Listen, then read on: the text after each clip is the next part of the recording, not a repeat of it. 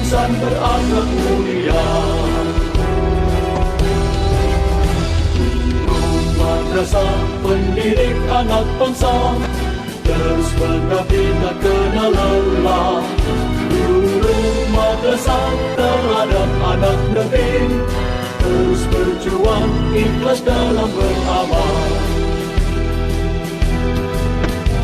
Ibu bapa guru madrasah mulia, jasamu terpatri dalam sanubari jejak langkah dan bimbinganmu. Engkaulah sang pencerah hati, engkaulah penerus risalah, penuntun akhlak mulia, teguhkan iman dan Islam. Sangat jalani tugas suci, setiap langkah jadi ibadah. Kasih dan sayang selalu tercurah, lahirkan insan berakhlak mulia.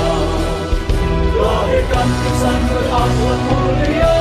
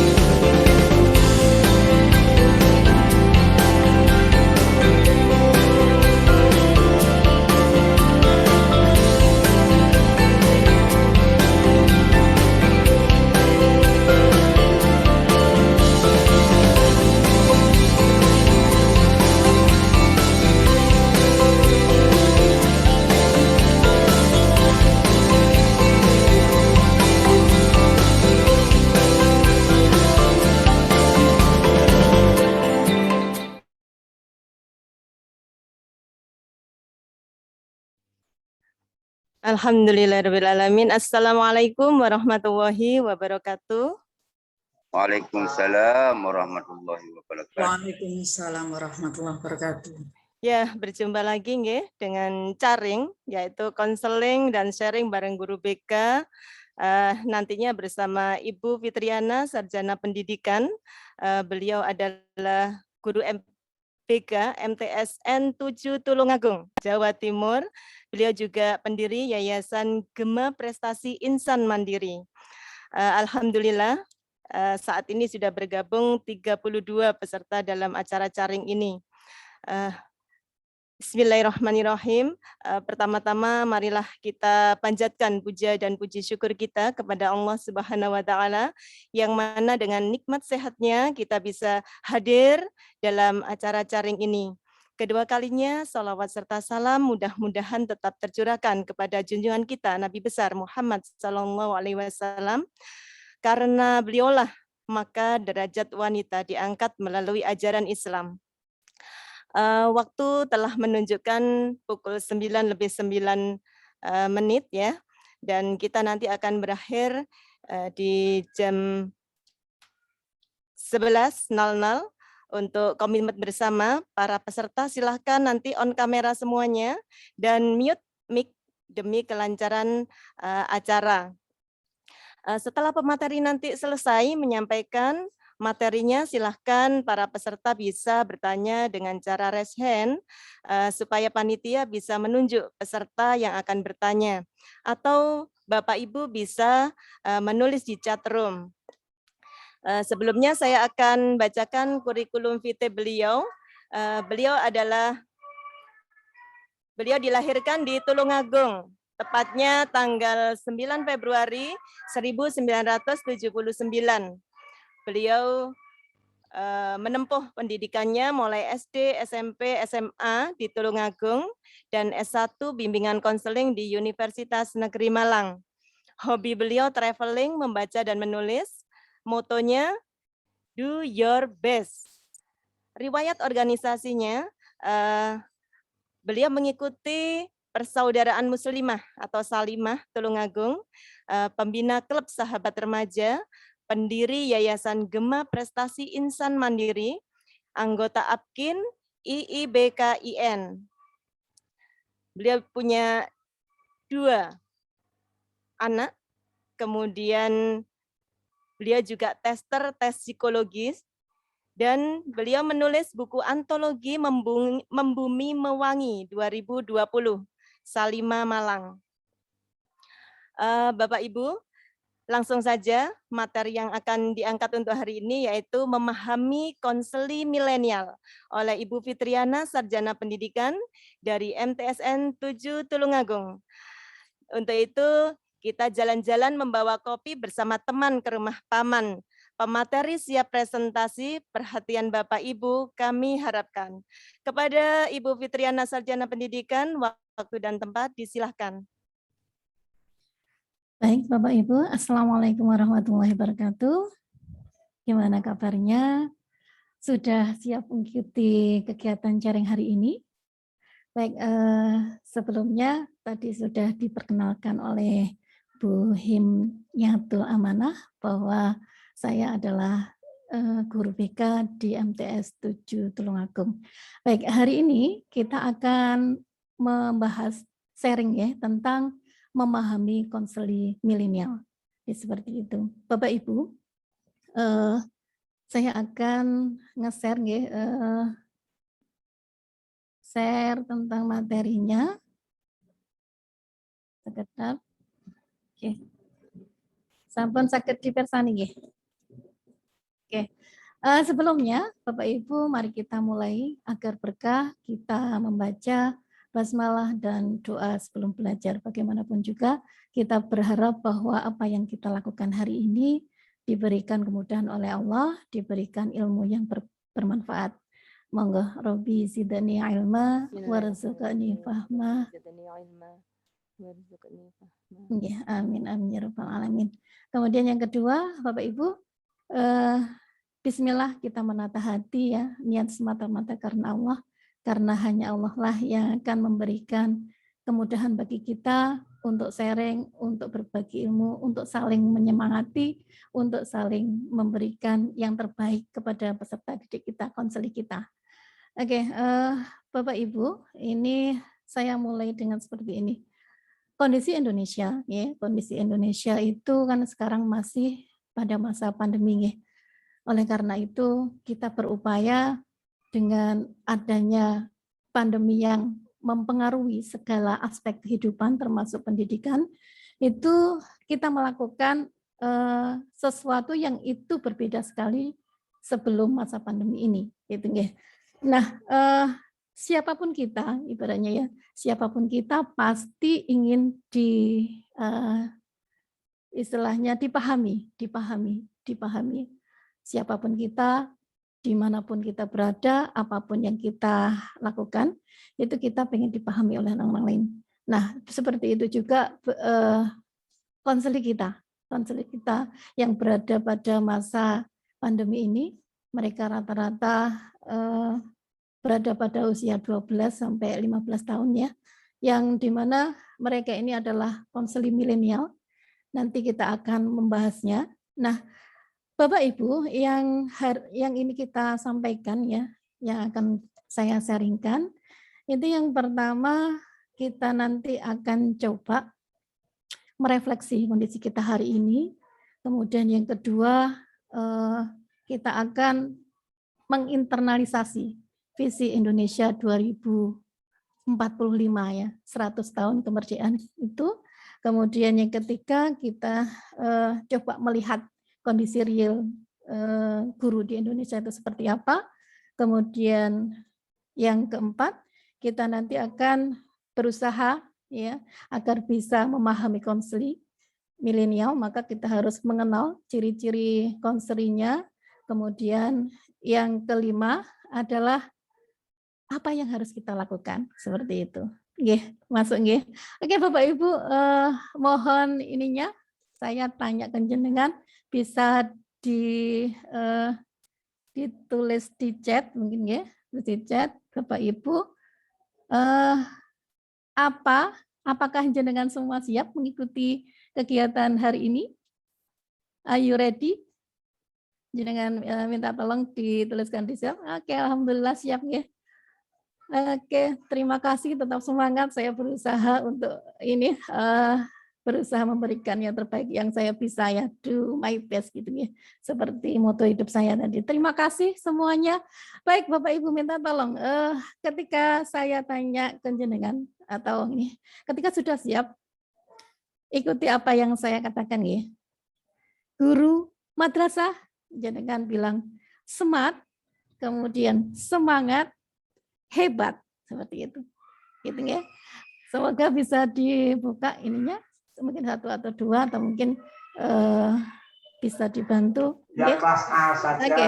A7A, 8A. Guru madrasah semangat, semangat, hebat. Semangat hebat. Iya. Ada lagi monggo. Kalau kita merasa ini Bu, saya merasa biasa, saya orang biasa. Tetapi ketika bersama jenengan di forum ini, saya menjadi merasa luar biasa. Jadi saya biasa, kita luar biasa. Insya Allah kita akan mengantarkan anak-anak didik kita, mengantarkan konseling kita menjadi orang-orang yang luar biasa, menjadi generasi hebat Indonesia. Baik, saya lanjutkan ya. Bismillah. Saya buka lagi ininya, materinya. Oke. Bapak Ibu, terkait dengan kondisi kita hari ini, saya melihat bahwa kadang kita gagap terhadap perkembangan atau perubahan yang terjadi. Bahkan intinya ada mungkin di antara kita yang merasa bahwa udah dijalani aja, tapi tanpa melakukan apa-apa, tapi tanpa melakukan suatu upaya yang ini upaya yang sangat berarti gitu ya. Jadi hal-hal semacam ini ketika kita diam di tempat tanpa melakukan apa-apa, tanpa melakukan upaya yang luar biasa, maka yang terjadi adalah kita nanti akan menjadi guru yang tertinggal. Kita akan menjadi orang-orang yang bisa jadi akan menjadi orang-orang yang terlupakan nantinya. Oleh karena itu, Ibu, Bapak yang saya cintai karena Allah, di forum ini saya akan nge-share lagi, mohon maaf ya. Ini saya buka lagi di sebentar. Oke. Mau tidak mau ya, kondisi di Indonesia seperti itu, kita harus melakukan refleksi ya. Apapun yang terjadi, kondisinya guru BK atau konselor atau guru ya, itu harus memberikan layanan terbaik. Karena konseling kita, siswa kita itu adalah generasi emas Indonesia yang nantinya mereka akan menjadi akan menjadi istilahnya generasi yang itu menentukan survive tidaknya Indonesia ke depan. Menurut ini ya, kita penyesuaian diri itu adalah suatu proses, satu cara untuk menyelesaikan masalah. Jadi seperti itu. Nah, mau tidak mau kita harus menyesuaikan diri dengan yang terjadi. Kalau tidak, ya sudah gitu aja. Nah, selanjutnya kita akan coba internalisasi ya. Sudahkah Bapak Ibu tahu bahwa Indonesia itu 2045 kan 100 tahun Indonesia nih. Nah, Indonesia yang berdaulat, maju, adil dan makmur. Kita ingin bahwa dalam pendidikan kita di 100 tahun Indonesia itu muncul generasi-generasi yang bisa memberikan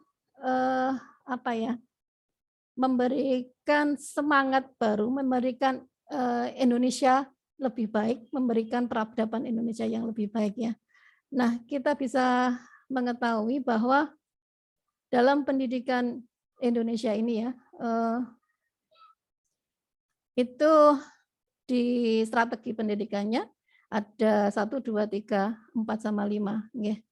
Di situ dijelaskan ya bahwa kita kalau pengen Indonesia itu memiliki jadi pusat kebudayaan dan peradaban dunia, harus memperbaiki kondisi pendidikannya, harus memperbaiki kualitas gurunya. Karena kalau tidak, yang terjadi adalah Indonesia nanti bisa jadi naudzubillah ya, semoga tidak tinggal nama seperti itu. Bagaimanapun juga istilahnya kondisi anak-anak kita ibaratnya ya, itu tidak sama dengan kondisi kita dulu. Kondisi yang sekarang, 5 tahun sekarang, itu tidak sama 5 tahun kemarin. Artinya kita harus berupaya agar melakukan sesuatu Bapak Ibu. Kita harus berupaya agar generasi kita itu menjadi generasi yang luar biasa. Seperti halnya ya, kita tahu bahwa salah satu sahabat Rasulullah itu kan Ali bin Abi Thalib ya. Ali bin Abi Thalib itu kita mengenal beliau ya dalam sirahnya, sirah sahabat ya. Umur 8 sampai 10 tahun atau 8 atau 10 tahun itu sudah menerima kebenaran Islam. Yang hebatnya lagi beliau ini dibentuk langsung ya, dididik oleh orang yang terbaik. Jadi dan memberikan kontribusi yang luar biasa terhadap peristiwa hijrah ya. Nah, ketika itu beliau diamanai untuk tidur di kamar Rasulullah. Bagaimanapun seusia ini Bapak Ibu 21 tahun ketika menerima amanah ya, amanah ini, beliau akan mempertaruhkan segalanya. Bahkan mungkin termasuk nyawanya. Tetapi apa Bapak Ibu? Beliau menjadi orang yang luar biasa yang bisa kita contoh. Nah, sosok Ali bin Abi Thalib ini ya, itu bisa jadi menjadi karakter yang mungkin bisa kita jadikan contoh. Bagaimana cara mendidik agar lahir dari putra-putri kita, dari konseli-konseli kita menjadi orang yang memiliki karakter seperti Ali bin Abi Thalib. Kemudian kita bisa menyimak bagaimana Muhammad Al-Fatih. Muhammad Al-Fatih itu kan salah satu orang yang besar ya, salah satu orang yang memiliki yang luar biasa, orang yang luar biasa. Beliau membuka Konstantinopel ya. Beliau adalah sebaik-baik pemimpin, kata Rasulullah, yang sebaik-baik pemimpin pasukan. Jadi beliau menguasai bidang ketentaraan, kemudian sains, matematika, kemudian menguasai 6 bahasa. Itu luar biasa. Nah, salah satu gurunya, guru beliau Syekh Syamsuddin ini, itu merupakan orang yang hebat. Beliau adalah keturunan dari Abu Bakar As-Siddiq, dan beliau ini istilahnya ya, Syekh Syamsuddin ini dalam mendampingi beliau, dalam mendidik beliau, guru itu melakukan upaya yang luar biasa ketika proses pertempuran yang terjadi di Konstantinopel pada waktu itu 1453 yang selama 54 hari ya, luar biasa ya. Beliau dengan setia mendampingi Muhammad Al-Fatih. Bahkan di saat terakhir ya, ketika melakukan upaya yang terakhir untuk melakukan penyerangan terhadap kota Konstantinopel ini, pembebasan Konstantinopel ini, beliau dengan sujud panjangnya ya, meminta kepada Allah, memudahkan kepada Muhammad Al-Fatih ini, minta kepada Allah agar Muhammad Al-Fatih ini dan pasukannya diberikan kemudahan untuk melakukan memenangkan pertempuran. Jadi luar biasa seperti itu. Nah, Bapak Ibu, kondisi real guru Indonesia bagaimana terkait dengan ini ya? Menurut Pusat Data Teknologi Informasi Kementerian Pendidikan dan Kebudayaan tahun 2018, jumlah guru Indonesia itu kan 2,9 juta ya. Nah, ternyata yang melek IT ya dengan kondisi yang seperti ini, yang daring seperti ini ya, itu kurang dari 50%. Kemudian didominasi oleh usia yuswanipun ya, itu 46 sampai 60 tahun gitu. Jadi mulai menua ya guru-gurunya. Tapi tidak apa-apa, yang penting kita guru madrasah itu menjadi guru yang hebat ya. Menjanji meskipun tua tetapi semangatnya semangat muda. Saya teringat apa yang disampaikan oleh Bapak Baharudin Yusuf Habibie ya. Jadilah orang yang seperti mata air jernih, yang dengan mata air itu kita memberikan kemanfaatan bagi banyak orang. Nah, kembali lagi ke sini, ternyata yang melek dan mudah menggunakan IT itu hanya 14% Bapak Ibu. Ini kondisi realnya seperti ini ya. Apakah kenyataan itu menyakitkan? Bisa jadi membuat kita jadi ya, oh ternyata kondisinya seperti ini ya, kondisi Indonesia itu. Tapi apakah kita tidak melakukan apa-apa gitu ya? Mungkin kita bisa jadi ya yang termasuk 14% ini. Saya misalkan, saya sekarang juga merasa ibaratnya terseok-seok ya, terseok-seok untuk bagaimana memberikan layanan BK dalam masa daring ini menggunakan teknologi IT, misalkan Google Meet atau Zoom atau buat Google Form dan sebagainya ya. Ini mau tidak mau harus dilakukan upaya-upaya kemauan dari kita agar kita menjadi orang yang bisa memberikan kemanfaatan bagi pendidikan Indonesia. Nah, Bapak Ibu, setelah kita mengetahui ya bagaimana kondisi real Indonesia seperti itu ya, kondisi real guru-guru Indonesia seperti itu, kita akan lanjut dengan mengenal generasi milenial. Nah, generasi milenial seringkali itu ada ya, artinya sering kita dengar. Ternyata istilah itu diciptakan oleh pakar sejarah dan penulis Amerika yaitu William Strauss ya, William Strauss dan Neil Howe ya. Nah, beliau menyatakan bahwa tidak ada demografi khusus dalam menentukan kelompok generasi yang satu ini. Nah, generasi milenial itu sebenarnya adalah generasi Y yang usianya lahir pada 1980 sampai 1990 atau pada awal 2000-an. Sebenarnya istilah generasi milenial ini apa ya? Sudah ini ya, kalau sekarang itu berarti sudah masuk ke jenjang pekerjaannya. Kalau misalkan mereka lahir di sini atau mungkin kita termasuk di sini ya. Nah, yang kita maksud di sini ya, apa yang kita bahas ini adalah generasi Z ya. Generasi Z itu adalah generasi yang lahir di antara tahun 1996 sampai 2010. Nah, anak kita, santri-santri kita yang mungkin ada di antara Bapak Ibu yang sekolahnya juga merupakan pondok pesantren ya, itu lahirnya di antara ini antara 1996 atau sampai dengan 2010. Artinya bisa jadi kalau kelas 7 itu lahir antara 2009 ya. Kalau kelas 9 kurang lebih 2006. Jadi generasi Z, Gen Z ya istilahnya. Nah, apa yang bisa kita lihat dari Gen Z ini ya? Itu bisa kita lihat di tampilan ya. Sebentar Bapak Ibu ya. Nah, generasi Z di sini adalah mereka yang gunakan HP atau bukan HP ya sekarang yang namanya ininya Android ya banyaknya ya. Ciri-cirinya itu mereka rata-rata menghargai keberagaman, kemudian menghendaki perubahan sosial, suka berbagi dan berorientasi target ya. Artinya memang generasi Z ini beda banget dengan generasi mungkin kita yang ada pada generasi X ya, atau generasi milenial yang antara tahun 77 sampai 1995. Oleh karena itu, kita akan coba untuk menggali lebih dalam ya, apa ciri-ciri generasi Z ini ya. Kalau kita lihat ya, itu rata-rata anak yang sekarang itu nih gampang bosan. Tidak cuma pada barang yang dibeli, tetapi juga melakukan aktivitas ya.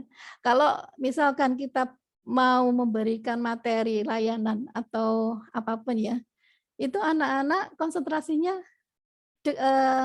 istilahnya sedikit sekali, artinya tidak akan lama ya, karena gampang bosan gitu, gampang bosan.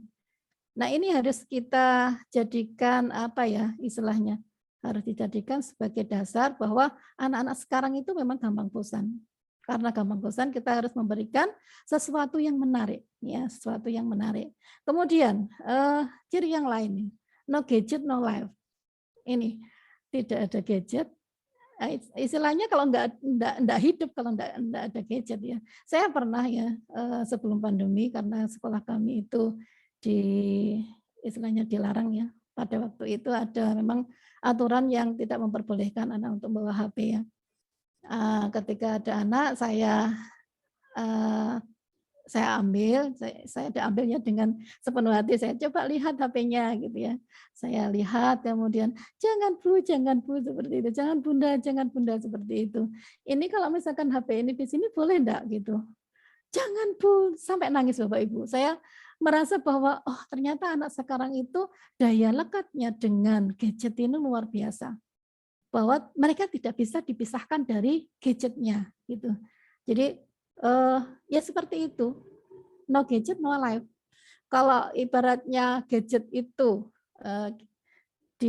diminta oleh orang tuanya, udah sekarang misalkan sampean atau kamu tidak boleh pegang HP gitu ya, pasti mereka stresnya luar biasa tinggi Bapak Ibu ya.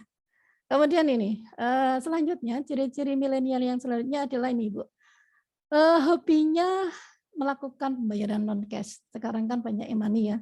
Jadi mereka suka sekali membayar non cash, memakai Oppo atau mungkin banyak layanan ya sekarang ya. Jadi tik gitu ya. Kemudian tiba-tiba ada barang yang datang. Mungkin Bapak Ibu memiliki putra yang usianya segitu ya. Ujuk-ujuk ada barang yang datang karena dilakukan dengan pembelian online seperti itu. Ini kemudian mereka suka dengan sesuatu yang cepat dan instan ya.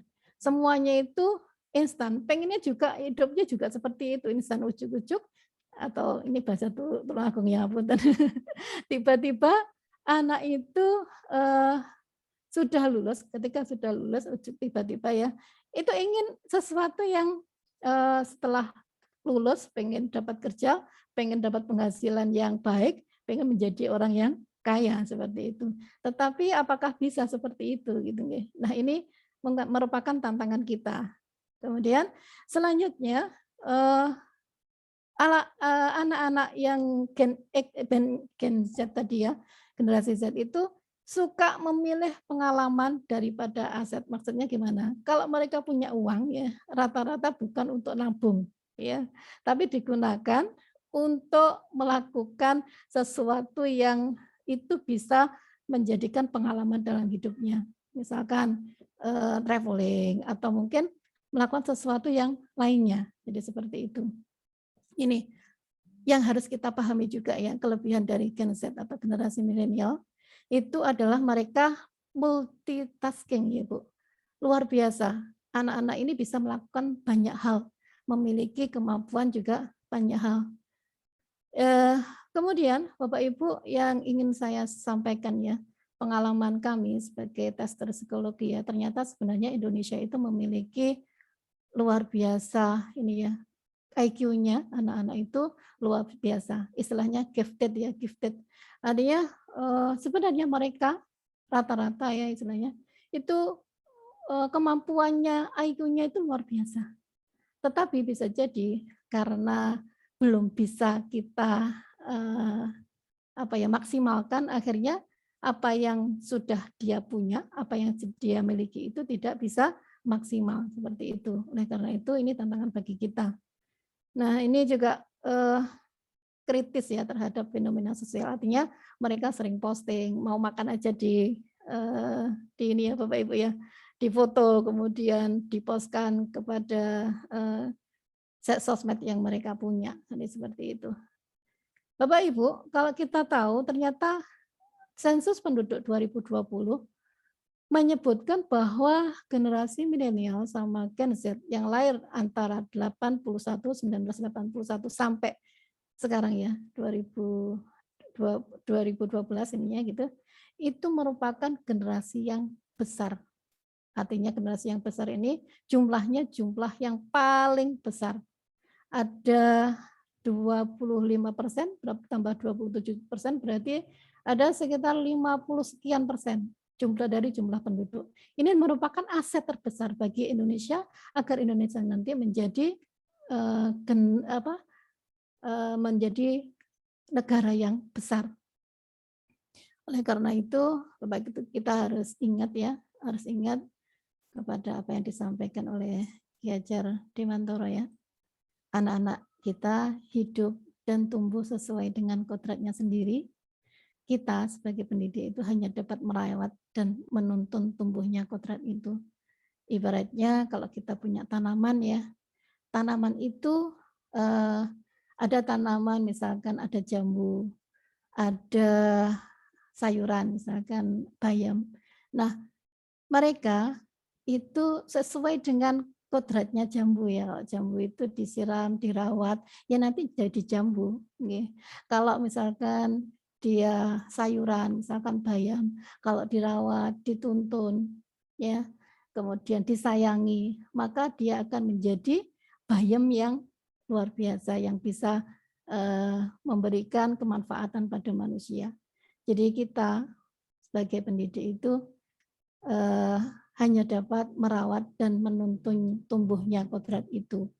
Saya yakin jenengan semua dalam proses memantarkan anak-anak didik kita menjadi anak yang luar biasa itu telah mengetahui bahwa bagaimana jika mereka memiliki suatu masalah. Ya, kita berusaha untuk mengidentifikasi masalah itu dengan jernih ya. Kemudian menemukan akar masalahnya, buat alternatif solusi, kemudian tentukan solusi yang relevan, kemudian tindak lanjuti. Saya yakin semua jenengan sudah melakukannya dengan apa yang kita punya. Nah, apa yang harus kita lakukan Bapak Ibu ya?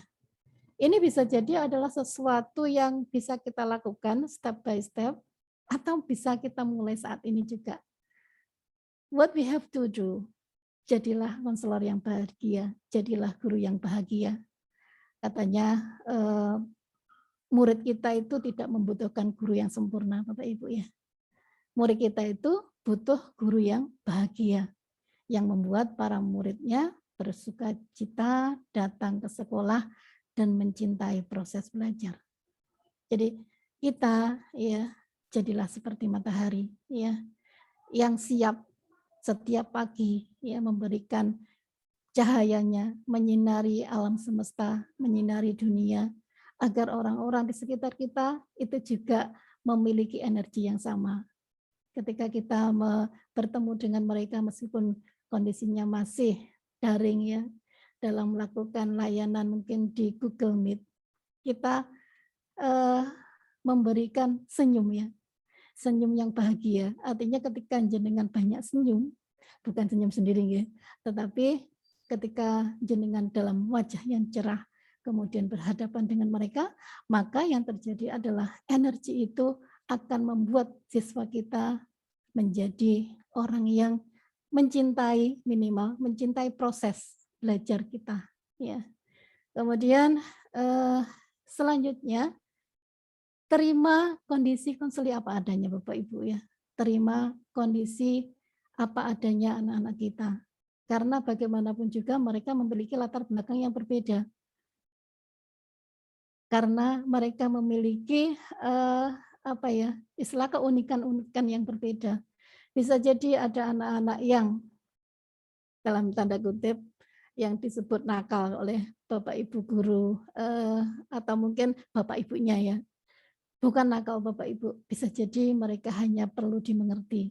Bisa jadi mereka hanya butuh pelukan kita. Ketika kita bisa memeluknya dengan cinta, gitu, saya yakin mereka akan bisa menjadi orang-orang besar nantinya.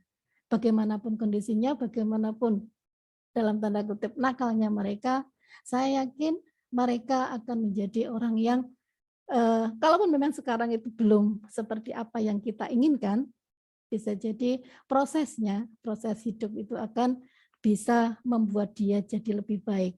Ya. Kemudian coba kita fokus, fokus kepada kelebihan mereka, kelebihan konseling kita, bukan kekurangannya. Setiap orang pasti memiliki kelebihan Bapak Ibu yang bisa jadi membuat kita jadi salah fokus ya, itu karena cara pandang kita. Kita harus fokus kepada kelebihannya, kelebihan konseling kita. Kalaupun memang misalkan dia itu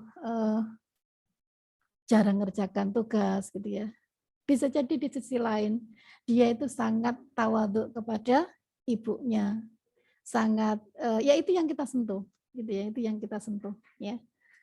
Kelebihan itu yang harus kita pancarkan keluar agar tugas-tugasnya juga bisa selesai gitu. Bapak Ibu, semua anak kita ya, konseling kita itu adalah bintang. Ingat nggih, ini menjadi pengingat saya aja. Bintang di langit itu tidak cuma satu, nggih. Bahkan ribuan, jutaan, miliaran, ya, bahkan lebih tidak terhitung. Begitu juga anak-anak kita itu. Mereka adalah bintang. Mereka akan memberikan warna yang berbeda di langit angkasa, di langit kehidupan kita, di langit Indonesia ya. Oleh karena itu, karena semua anak bintang, pasti mereka punya cahayanya sendiri untuk memberikan, untuk menyinari, membahagiakan orang-orang di sekitarnya. Kemudian ini yang penting juga ya, dengarkan dengan cinta, ya, dengarkan dengan cinta. Ini bisa jadi susah ya, susah dalam arti mendengarkan dengan cinta itu kan harus sabar, ya. Harus sabar, harus bisa mendengarkan dengan kondisi yang stabil, kondisi kejiwaan kita yang stabil.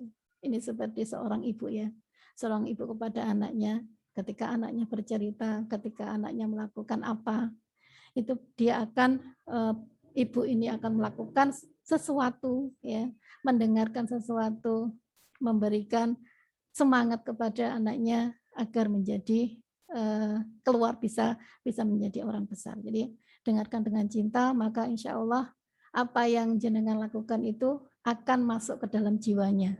Gitu.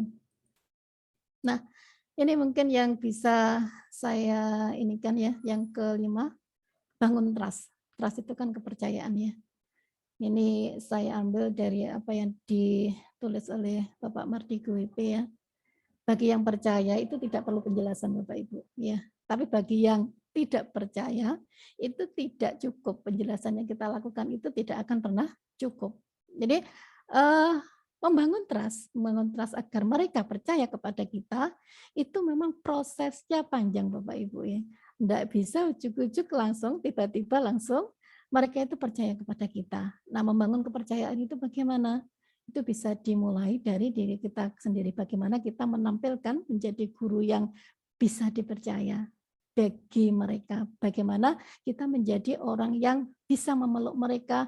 Bagaimana kita bisa menjadi orang yang ketika mereka jatuh, kita siap melakukan apapun untuk mereka dengan hati.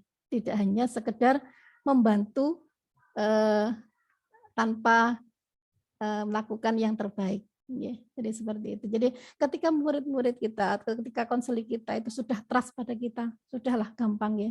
Apapun pasti mereka akan cerita apapun kemudian akan mudah untuk kita bentuk ya menjadi orang besar nantinya. Bapak Ibu, yang perlu bisa kita lakukan adalah bangun komunikasi efektif ya dengan pihak yang terkait. Ini penting sekali ya. Sebagaimana kita tahu bahwa guru itu harus komunikasi dengan orang tua. Seorang konselor itu harus tahu bagaimana latar belakang orang tua, kemudian kurang lebih bagaimana cara berpikirnya, dan seterusnya. Karena ketika kita bisa menjalin hubungan baik dengan orang tua, kemudian dengan guru yang lainnya, maka kita akan mudah untuk menjalankan tupoksi kita sebagai guru BK, sebagai konselor. Yang lain juga kita harus bisa juga ini menurut saya nggih, bisa komunikasi dengan teman-temannya ya, teman-temannya dengan mengetahui banyak informasi dari temannya, kita akan bisa melihat kepribadian seutuhnya dari konseling kita atau murid kita itu nggih. Nah, ini yang mungkin seringkali kita lupa ya. Kita lupa mendoakan mereka dalam sujud panjang kita. Artinya mereka ini Bapak Ibu diamanahkan kepada kita ya.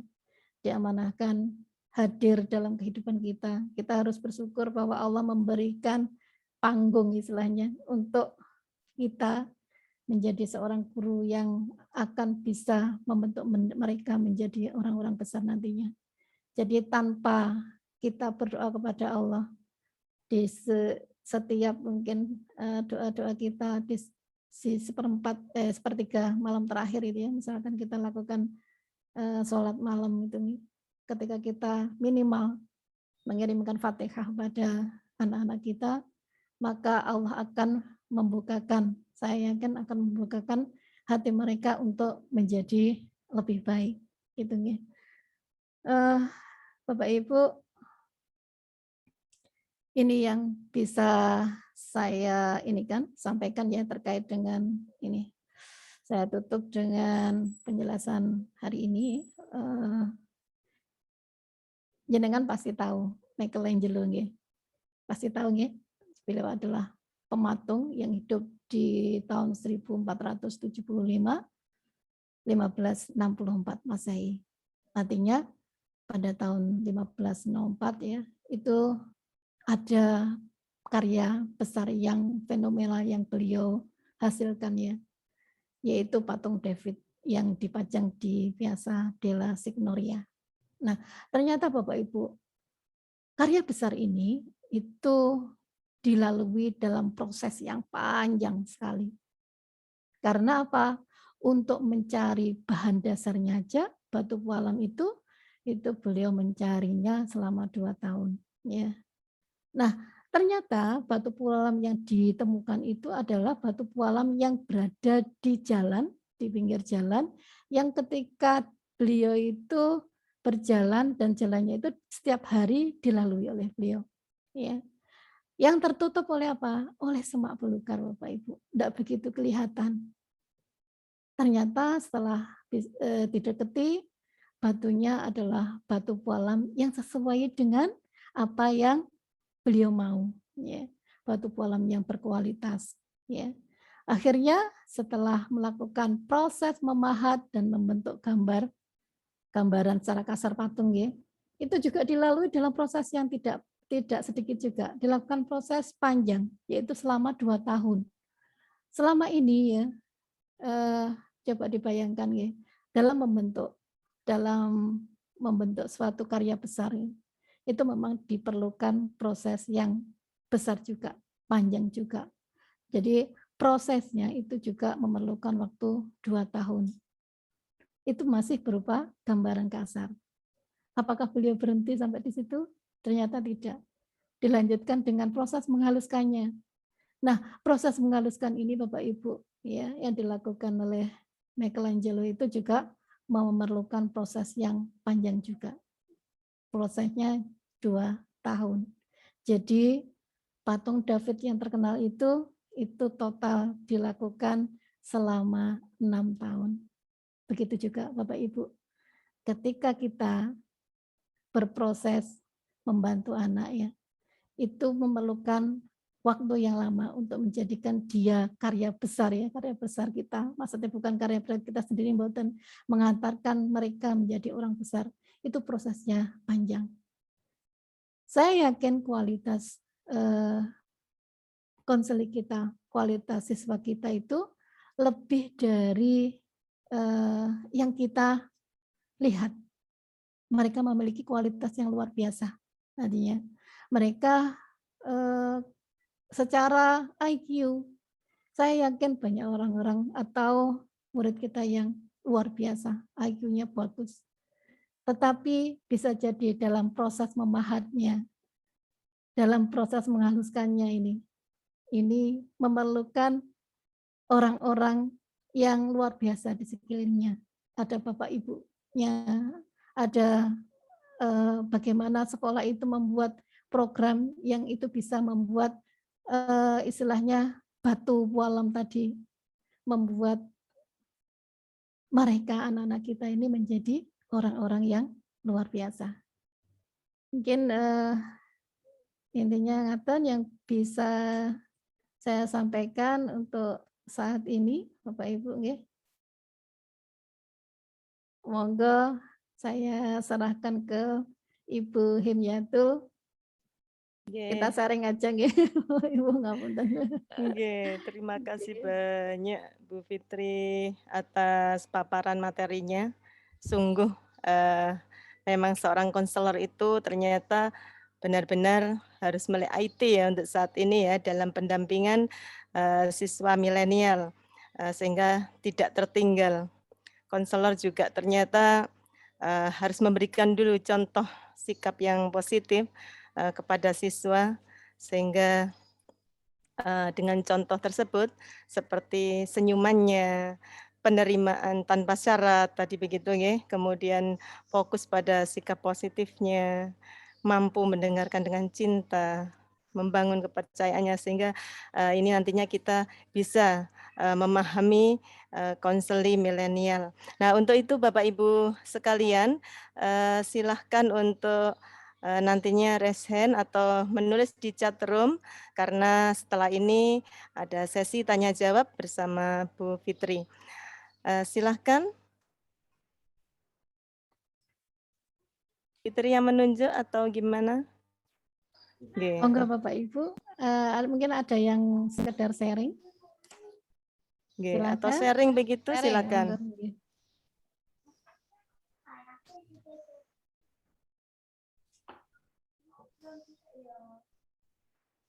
Masih belum ada yang resen ya? Oke. Oke.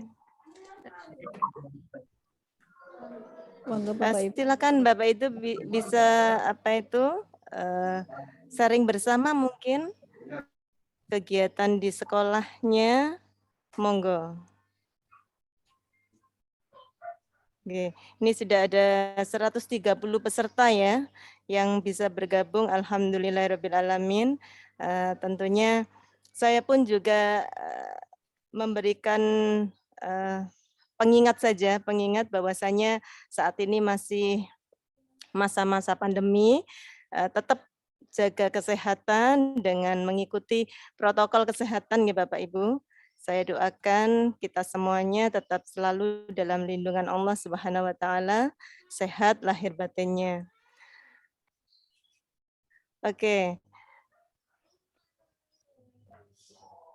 Masih belum ada yang resen nggih?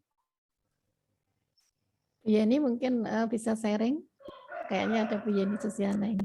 Oh nggih. Nggih. Monggo Bu Yeni. Monggo, monggo. Monggo Bu Yeni.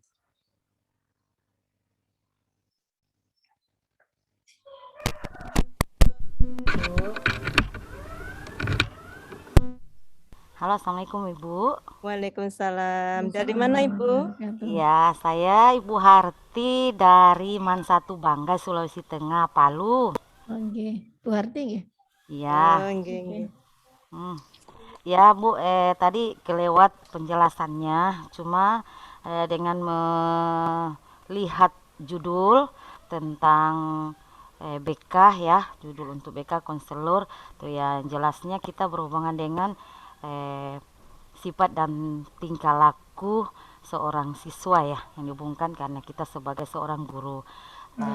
Ada beberapa hal mungkin yang saya bisa tanyakan Bu sebagai narasumber. Alhamdulillah bisa sharing hari ini beberapa fakta di lapangan yang terjadi.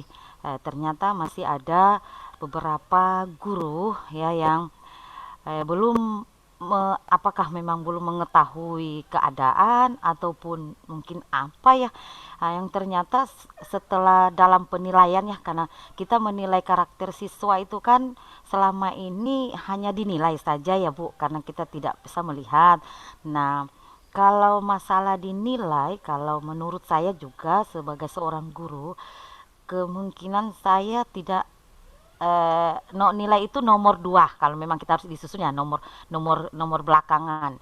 Yang intinya buat saya itu yang penting kita awalnya mengucapkan salam, assalamualaikum anak-anak ibu yang soleh dan soleha, waalaikumsalam bu, bagaimana kabar, alhamdulillah. Dengan kalimat itu itu sudah mengkapir semuanya, ya kan? Itu menurut saya ya sudah mengkapir semua dari karakternya, dari belajarnya, dari kemauannya, tanggung jawabnya seperti itu. Jadi untuk penilaian berikutnya kan kita sudah bisa, oh anak ini bagus, karakternya bagus. Karena karakter kita kan tidak bisa lihat mereka dirumahkan. Seperti itu. Tetapi ternyata pada saat kita mau mengisi nilai itu bermasalah. Banyak guru-guru yang memasalahkan bahwa oh nilainya sini belum karena belum tuntas. Nilainya sini karena belum tuntas karena belum tugas. Nah, seperti itu. Tempat sampah itu taruh situ. Tempat sampah. Terus yang justru yang menyampaikan itu ada dari BK, ya maksudnya dari BK atas laporan dari masing-masing laporan dari gurunya. Ya, harusnya kalau menurut pribadi saya ya maaf ya Bu, karena kita harusnya sebagai seorang BK itu ya sebelum dia menyampaikan ke forum ya, dia harus bisa menyelesaikan terlebih dahulu sampai selesainya. Nah, kan seperti itu. Kalau yang sebagai seorang konselor ya kan harus menyelesaikan selesainya masalah si anak ini supaya pada saat di forum anak ini sudah tidak lagi bermasalah dengan guru-guru yang lain. Itu maksudnya. Tapi nyatanya tidak seperti itu. Jadi ini yang yang membuat saya bukan BK ya, saya guru bahasa Indonesia. Membuat saya saya mau ke BK, maksudnya saya ingin ke BK, maksudnya begitu, maksudnya saya ingin menyampaikan bahwa seperti ini tidak boleh kita dengan mengucapkan salam saja itu anak menjawab itu sudah alhamdulillah banget menurut saya kan ya seperti itu. Jadi bagaimana menurut Ibu meminta trik-triknya, maksudnya supaya ada solusi dari ini guru-guru BK supaya saya bisa menyampaikan informasi dari Ibu, karena kan kita saling berbagi pengalaman dan ilmu. Terima kasih banyak Bu narasumber. Assalamualaikum warahmatullahi wabarakatuh. Waalaikumsalam warahmatullahi wabarakatuh. Nggih, monggo Langsung Bu Fitri ditanggapi nggih, lanjut. Bu. Nggih, langsung aja. Matur Nggih. sembah nuwun Bu Harti dari Sulawesi Tengah nggih. Beliau guru bahasa Indonesia. Terima kasih sudah bergabung dalam acara kita pagi hari ini. Baik, Bapak Ibu, apa yang disampaikan oleh Bu Harti Kolowau ya tadi, itu kan sesuatu yang sebenarnya terjadi juga di sekolah kita masing-masing ya, dengan bisa jadi kondisinya sedikit berbeda. Nah, apa yang bisa kita lakukan? Kalau Bu Harti tadi ngapunten, biasanya pakai apa Ibu? KPM ini pun? Kalau alhamdulillah di MAN 1 sudah menggunakan classroom ya, classroom. Nah, kalau saya biasa di classroom itu kan ada banyak fitur-fitur, bisa ke Google Meet ya untuk tatap muka supaya mengurangi biaya seperti itu. Nggih, terima kasih Ibu Harti ya. Yang bisa kita lakukan Ibu ya, pengalaman kami di sekolah ya. Ketika anak itu dalam kondisi yang sekarang ibaratnya mereka itu sebenarnya kan mengalami banyak masalah ya istilahnya ya Bu. Setiap hari banyak tugas gitu, kemudian tidak memiliki sangu atau yang biasanya mereka dapat dari orang tua, pengennya dapat sesuatu atau uang yang bisa digunakan untuk pribadinya tetapi tidak punya ya. Kemudian bisa jadi jenuh juga dengan kondisi belajar dan sebagainya. Yang bisa kita lakukan yaitu kami biasanya saya ya itu punya WA grup Ibu, WA khusus untuk guru, misalkan jenengan itu guru bahasa Indonesia ya. Di WA grup itu saya seringkali memberikan ke anak-anak itu istilahnya recharge morning atau kata-kata yang menyemangati. Nah, ini sebagai cara agar kita itu bisa menjaga hubungan baik dengan mereka. Artinya kalian istilahnya mereka itu merasa kita kita dekat dengan mereka. merasa bahwa apa yang kita lakukan ini merupakan bagian dari proses untuk mengantarkan mereka jadi lebih baik. Jadi yang bisa kita lakukan adalah memotivasi, menjaga hubungan baik dengan mereka. Misalkan seperti tadi yang saya katakan, membuat kata-kata mungkin di yang jenengan sakit ya, itu di share di grup itu Enggak usah lebih ini ya, menerima ketika melakukan proses pembelajaran itu dilakukan dengan hati, Bu. Kalau melakukan dengan hati, kemudian saya yakin sesuatu yang dilakukan dengan hati itu nyampainya ke hati. Tidak hanya melulu, dalam tanda kutip melulu itu meminta anak didik kita itu mengerjakan tugas-tugas kita, seperti itu. Kemudian bisa jadi jenengan sakit sesekali wapri ya, cuma tanya apa kabar seperti itu, gimana keadaannya. Kalau itu dilakukan kontinu ya, enggak harus setiap hari mboten, sesekali jenengan tanya, dekati mereka dengan cinta, ya. Dekati mereka dengan cinta, maka yang terjadi kita juga akan mendapatkan cinta mereka.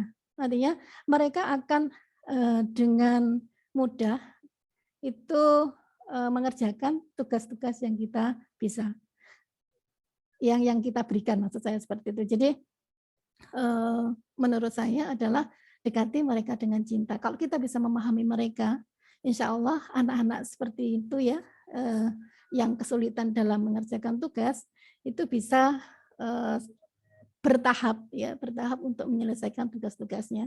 Memang Ibu, kalau yang kami alami itu ada anak-anak yang pekan kemarin saya melancarkan angket belajar daring. Itu ternyata ada juga loh ya, anak itu yang tidak mengetahui jadwal pelajaran gitu, enggak punya gitu. Apakah ada satu di Google Form itu, apakah kamu memiliki jadwal pelajaran itu? Ada presentasinya setiap kelas berbeda. Cuma paling enggak ini sebagai bisa jadi istilahnya masukan kepada kita bahwa ternyata anak itu sampai istilahnya jadwal pelajarannya aja enggak tahu gitu bagaimana dia mau masuk ya, mau masuk. Jadi Bapak Ibu memang mengajar dengan hati itu kan perlu proses yang yang panjang juga. Artinya kita perlu sabar mendampingi mereka, kita perlu sabar untuk mendampingi proses pembelajaran itu. Bisa jadi saya yakin jenengan semuanya ini mendampingi mereka itu tidak cuma ketika pada jam dinas ya, tetapi di luar jam dinas itu juga luar biasa. Jadi Ibu Harti ya, apa yang bisa saya sampaikan. Semoga. Terima kasih Bu Nggih. narasumber. Salam kenal ya Ibu. Nggih, Bu Harti, Nggih. salam pertanyaan kenal. lagi. Nggih. Ini ada di chat room ada pertanyaan Bu Fitri Nggih. dari Muhammad Lutfillah MAG, bertanya bahwa teknologi digital, internet itu ibaratnya sebilah pisau yang tajam.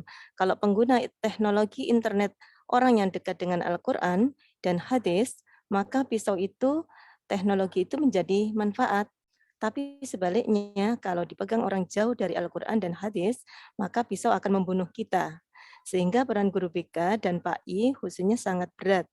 Pertanyaan beliau adalah, kiat-kiat sukses guru BK untuk memahamkan tentang bahaya internet kepada anak didik kita bagaimana gitu.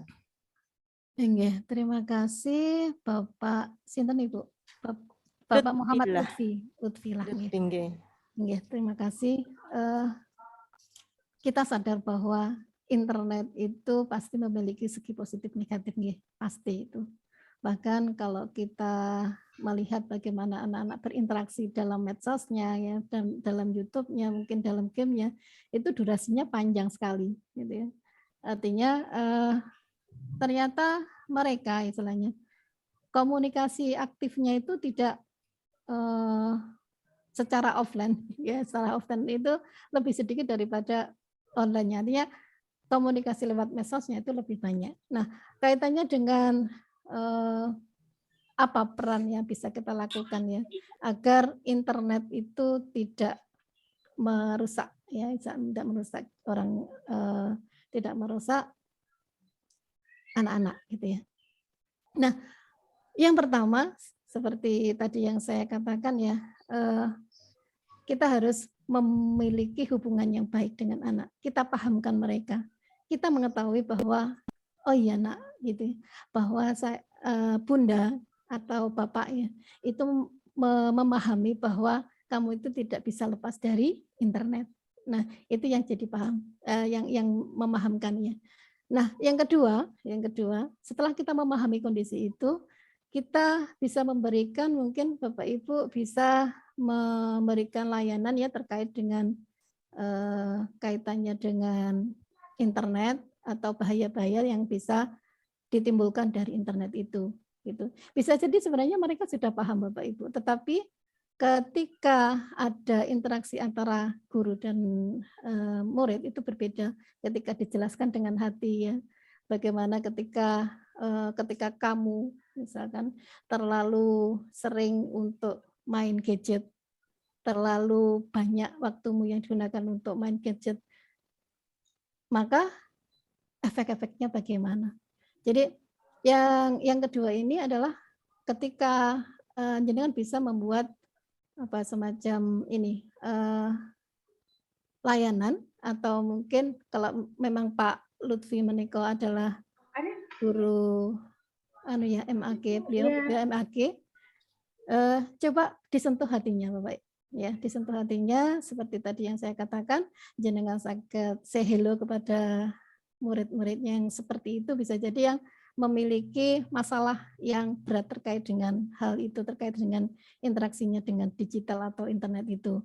Kemudian pahamkan bahwa Bapak atau kita ketika melakukan komunikasi dengan istilahnya itu bukan mendikte, istilahnya anak sekarang itu kan tidak mau didikte ya Bu ya. Mereka maunya kita dalam posisi sebagai teman. Artinya kalau kita bisa memposisikan sebagai teman, maka akan cenderung mudah untuk berkomunikasi dengan mereka. Jadi seperti itu. Kemudian yang ketiga, jangan lupa Bapak Ibu, ini peran orang tua sangat penting juga ya ketika di rumah. Ya. Bagaimanapun juga kita bisa melakukan mungkin istilahnya parenting ya, parenting yang bisa kita set atau dengan mode pakai Google Meet gitu ya, yang bisa kita memberikan materi tentang dampak internet mungkin seperti itu. Jadi bagaimanapun juga anak kita ini adalah titipan dari orang tua gitu. Tidak mungkin kita bisa mendidiknya tanpa komunikasi dengan orang tua. Ngaten. Semoga bisa mencerahkan. Oke, terima kasih Bu Fitri. Ini ada lagi yang bertanya Bu, dari Bu Nur Wahyu. Bu Nur Wahyu, MTSN 1 Bojonegoro. Beliau bertanya bagaimana dengan anak yang suka mencuri karena ingin ngebosi teman-temannya, ingin tampak cukup kaya karena ibu di luar negeri dan ayah sibuk bekerja. Alhamdulillah yang dicuri uang ayah setelah tabungan dari uang sakunya sendiri habis gitu. Kemudian dia juga masih rajin sholat, namun ngegame online bisa sampai jam 1 dini hari. Masya Allah, kondisinya seperti itu. Masya Allah. Memang kondisinya seperti itu. Ya, gini Bapak Ibu, terima kasih Bu Nur Wahyu. Ketika melakukan sesuatu, artinya dia mengambil sesuatu dari orang lain, bukan barangnya ya, mencuri atau mengambil sesuatu barang-barang lain, itu berarti ada sesuatu, ada sesuatu yang harus dibereskan gitu. Yang bisa kita lakukan gimana? Apakah yang sudah jenengan lakukan untuk apakah sampun didekati dengan hati, Ibu? Apakah sudah didekati dengan hati? Kenapa misalkan kamu kok misalkan mengambil itu gitu ya? Atau mungkin kalau itu susah ya, itu susah, coba didekati dalam arti coba diberikan contoh-contoh kisah-kisah yang bisa kita dapatkan ya, yang bagaimana seorang anak ya, orang tua anak itu kan harus birrul walidain atau berbuat baik kepada orang tuanya. Jadi kisah-kisah yang bisa kita lihat dari sahabat itu ya, itu bisa kita ceritakan untuk menggugah dirinya agar oh aku itu ya istilahnya aku dicukupi oleh orang tua ya, karena ibu sama bapak itu kerja, bahkan ibunya ke luar negeri itu kan untuk aku.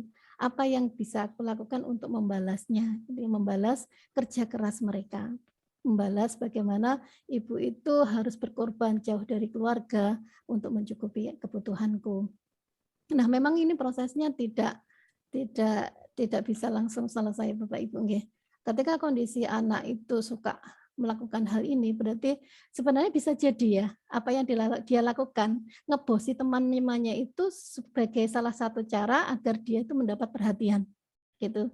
Karena apa? Ibunya di luar negeri, ayahnya sibuk bekerja. Jadi bisa jadi apa yang dia lakukan itu untuk mendapatkan kasih sayang. Artinya mendapatkan perhatian yang tidak bisa dia dapat dari ibunya yang kerja di luar negeri.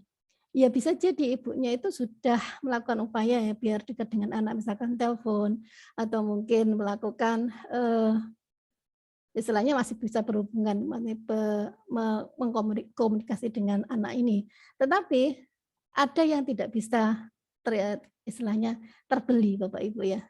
Artinya ketika anak itu tidak pernah dipeluk ya secara fisik ya oleh ibunya atau oleh ayahnya yang sibuk, itulah ya muncul perilaku yang seperti itu.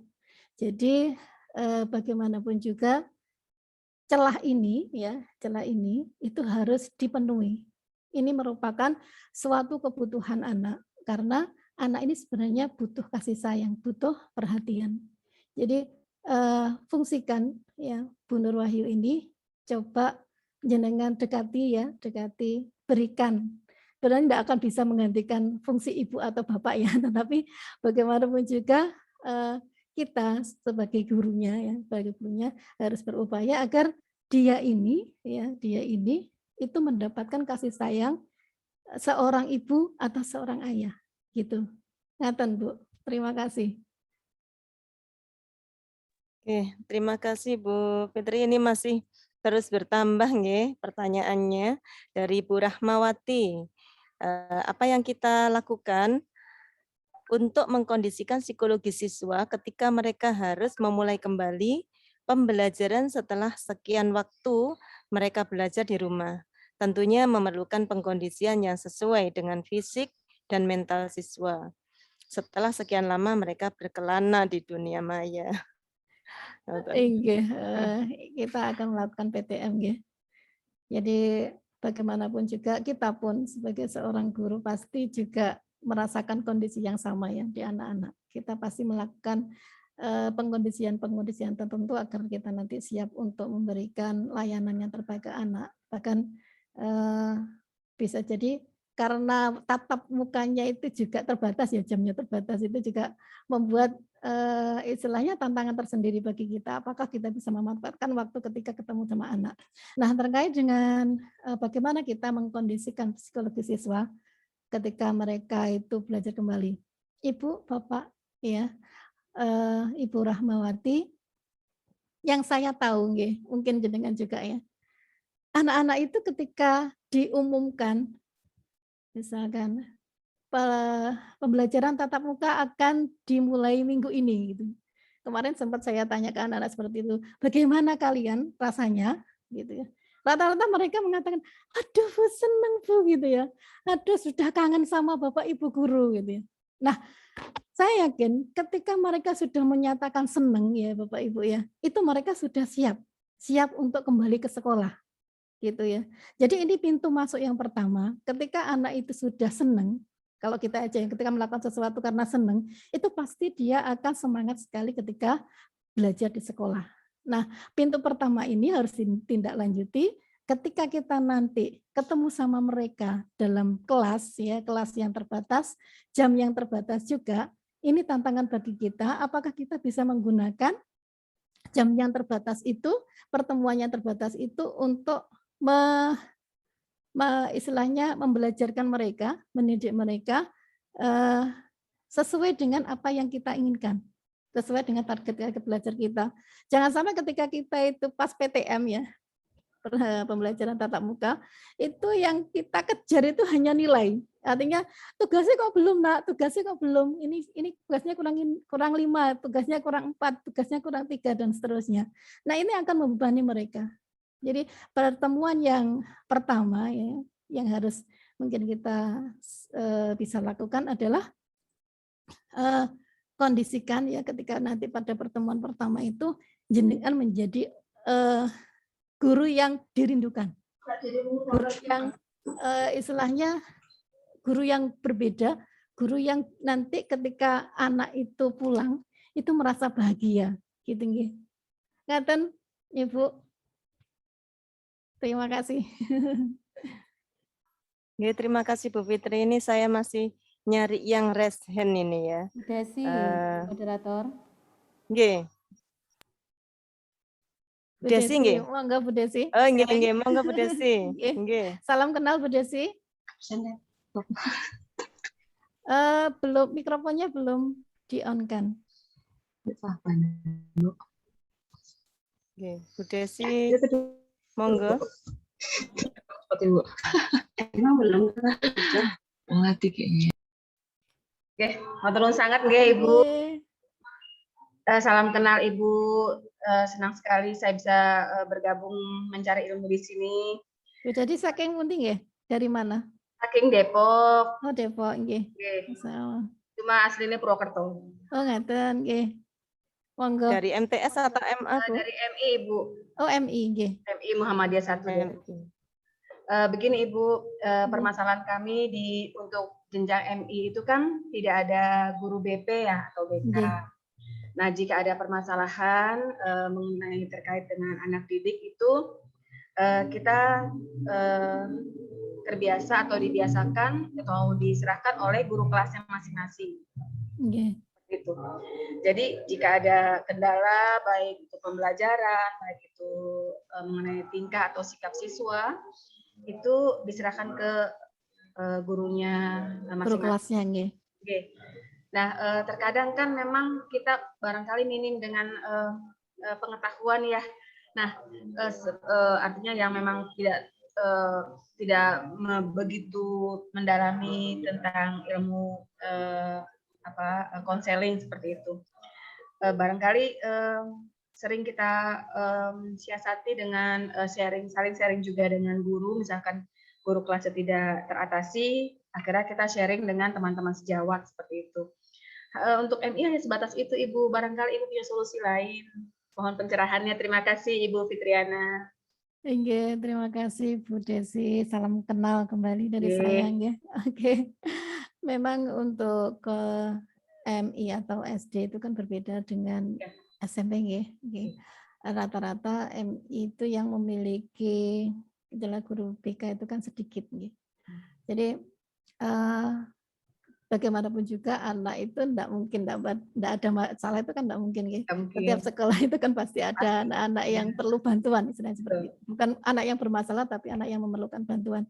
Nah, yang bisa yang kita lakukan adalah Ibu, kita harus peka ya, peka dengan kondisi istilahnya guru kelas nggih Bu, nggih. Kelas gitu, maksudnya ketika jenengan jadi guru kelas 1 atau kelas 2 misalnya guru kelas 1, jenengan harus hafal betul dengan minimal nggih namanya itu harus hafal ya. Ketika misalkan memang kondisi sekarang itu kan tidak bisa ketemu, artinya tidak bisa karena daring, tetapi ketika jenengan bisa memanggil dengan namanya, anak itu akan merasa bahagia. Oh, ternyata aku dikenali sama ibu atau bapak guruku gitu ya. Nah, ketika sudah mengenal ya, ini sudah mengenal seperti itu, dekati mereka dengan seperti tadi ya, setiap kali saya katakan dekati mereka dengan cinta Ibu ya. Bagaimanapun juga kita harus memanusiakan anak didik kita, meskipun bisa jadi mereka usianya kecil sekali 7 tahun ya, 7 tahun. Dengan cinta ini ya, saya yakin anak seusia gitu sesuai SD itu 7 sampai 12 tahun ya, itu akan mudah jenengan untuk masuk, artinya masuk ke dalam jiwanya. Ketika kita mendekati dengan cinta, apalagi misalkan jenengan mengirimkan Fatihah Ibu ya, jangan lupa mungkin ini sebagai motivasi saya juga ya. Ternyata bisa jadi mereka itu tidak memiliki hubungan batin dengan kita itu karena jarang kita doakan, jarang kita kirimi Fatihah ya. Untuk apa? Allah itu biar ada Bu, sambung hati ya, sambung rasa gitu ya. Ketika ada sambung rasa ini, insya Allah akan mudah untuk dekat dengan mereka. Mereka akan, kalau anak kecil, seusia gitu kan anak kecil gitu ya, bukan anak kecil gitu. Anak pada masa itu ya, 7-12 tahun itu akan lebih mudah untuk didekati. Karena bagaimanapun juga anak pada usia ini, itu dia akan menjadikan gurunya itu sebagai role model gitu. Bahkan istilahnya bapak ibunya aja kalah gitu. Jadi apapun yang dikatakan oleh bapak ibu guru SD ya, kepada putra putrinya, ya, itu akan lebih masuk kepada jiwanya kalau menurut saya Bu. Jadi seperti itu mungkin jangan lupa menghadiahi Fatihah, kemudian sesekali misalkan mereka itu memiliki HP ya di chat atau mungkin dilakukan istilahnya memberikan perhatian kepada mereka ngaten Bu. Oke, bisa mencerahkan ngapunten. Memang saya kan kebetulan megang kelas 6 Ibu tahun ini. Kelas 6. Kami juga di sini memposisikan diri kami itu sebagai 3. Yang pertama sebagai guru, yang kedua sebagai orang tua, yang ketiga sebagai teman. Seperti itu. Bagus Ibu, luar biasa nggih. Karena memposisikan seperti itu hanya guru-guru tertentu aja yang memiliki istilahnya jiwanya itu jiwa mengajar, jiwa pendidik gitu. Tidak semua guru memilikinya. Semoga Ibu di sana dimudahkan dalam mendidik, mengantarkan mereka jadi generasi yang luar biasa. Amin. Amin. Matur sangat nggih Bu Fitri. Sami-sami Bu Desi Susanti. Semakin panas ini nggih Bu Fitri. Seru. Ilmunya seru nggih. Nggih. Ini ada lagi dari Bu Mia, Bu. Mohon maaf izin bertanya, apakah ada di madrasah Bapak Ibu yang BK tidak ada jam khusus untuk masuk kelas atau pembelajaran? Jika BK tidak ada jam khusus untuk masuk kelas atau pembelajaran, bagaimana Bapak Ibu dalam masa pandemi ini melakukan bimbingan dan konseling terhadap siswa? Ngoten Bu. Nggih. Mbak Pila ini ada Bapak Ibu guru yang bisa sharing juga nggih. Soalnya bisa jadi apa yang saya sampaikan karena saya di MTS 7 Tulungagung itu kan ada jam BK-nya. Mungkin di antara jenengan bisa raise hand nggih. Nanti bisa monggo Bapak Ibu. Monggo. Oke. Ini Bu Ya, Fitri mungkin memberikan peluang ya. Ya mungkin sekolahnya masih belum bisa masuk ini jamnya untuk BK-nya. Monggo. Mungkin wonten. Silakan Bapak Ibu. Nggih. Siapa namanya Bu? Saya Bu Ana. Bu Siti. Oh, Masya Allah. Masya Allah, monggo Bu Siti. Monggo. Suaranya nih. Ya, saya pikir Bapak Ibu semua di lembaga, di berbagai daerah khususnya, mengalami masalah yang sama. Dari tahun awal saya masuk BK sampai sekarang, sebagai guru BK, masalahnya tidak lepas dari itu. Suaranya putus Tapi memang sambung. Pertama pemahaman.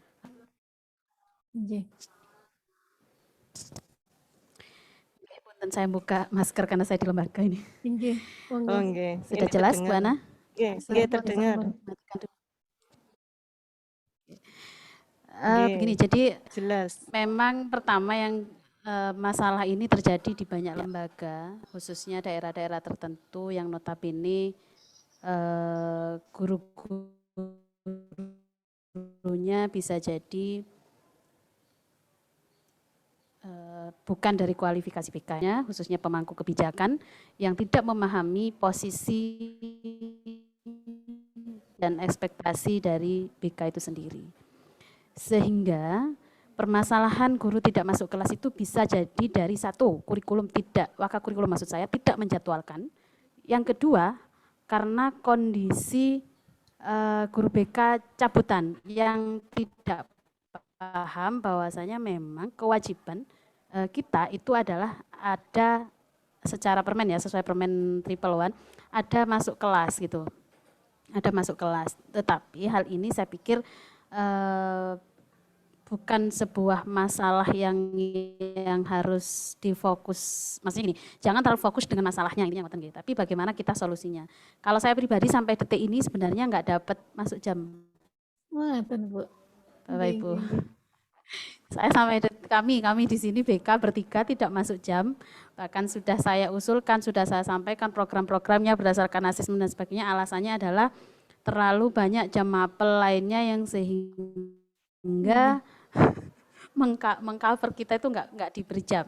Nah, solusinya apa gitu? Solusinya kami bertiga di sini guru BK sepakat pertama tetap lakukan tugas sesuai dengan tupoksi, yaitu kami tetap melakukan asesmen, tetap menyusun program, dan untuk jadwal kami sepakat. Kami di sini libur hari Jumat, Ahad itu kami masuk. Terakhir pembelajaran di hari Ahad itu adalah jam 10. Jam 10.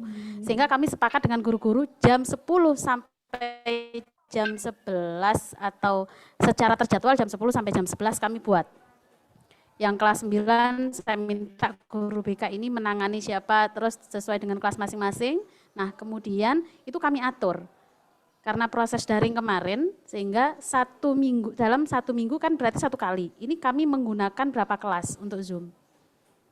Itu untuk proses bimbingan. Materinya disesuaikan dengan hasil analisis kebutuhan yang sudah dilakukan, seperti itu. Untuk proses konseling secara terjadwal, saya katakan lagi secara terjadwal kami buat di minggu, kesepakatan kita berapa? Ketiga ya, minggu ketiga itu kita buat jadwal khusus konseling. Dan itu mereka seperti telemedicine gitu, seperti telekonseling ya atau konseling online. Kami memang sudah siapkan form, yang mau konseling 1 hari sebelumnya langsung mengisi form. Jadi konfirmasi dulu, sehingga kami sudah list itu, siapa yang hari konseling minggu sekarang siapa, dalam minggu besok ada berapa orang. Nah kemudian caranya kami bisa tanyakan dulu apakah mau cukup chat atau kita mau ketemu tatap muka seperti baik menggunakan video call ataupun Zoom. Misalkan konseling kelompok ya kita gunakan Zoom. Itu cara kami. Tetapi di luar itu Bapak Ibu, kami juga melayani chat, melayani konseling atau konsultasi dari anak-anak di luar jam. Dengan catatan kita sudah berikan itu himbauan kesepakatan dengan anak-anak. Kalau chat upayakan jangan sampai di atas jam sekian. Juga diinfokan mohon maaf kalau Bapak Ibu nanti menjawabnya terlambat. Nah, kita tahu itu bagaimana dan juga kita melatih selalu bagaimana etika komunikasi melalui chat kepada guru. Karena seperti yang disampaikan oleh Bu Fitriana, sekarang kan anak milenial nggih, bahasanya kadang gaul. Kadang gurunya mumet baca chatnya yang sambung-sambung disingkat-singkat itu nggih. Nah, ini kita paparkan aturan mainnya bagaimana kita melakukan proses konseling itu kita sampaikan dulu di awal. Itu kita jelaskan kepada anak-anak. Dan upaya terakhir adalah karena ini sangat minim, kita ada keterbatasan ya dengan model online seperti itu, sehingga memfungsikan secara penuh paguyuban itu pasti. Jadi kalau setiap dari kami masing-masing jenjang itu memiliki kelompok paguyuban wali murid. Di situ kami isi pertama, informasinya sudah saya kasih aturan di situ di grup itu.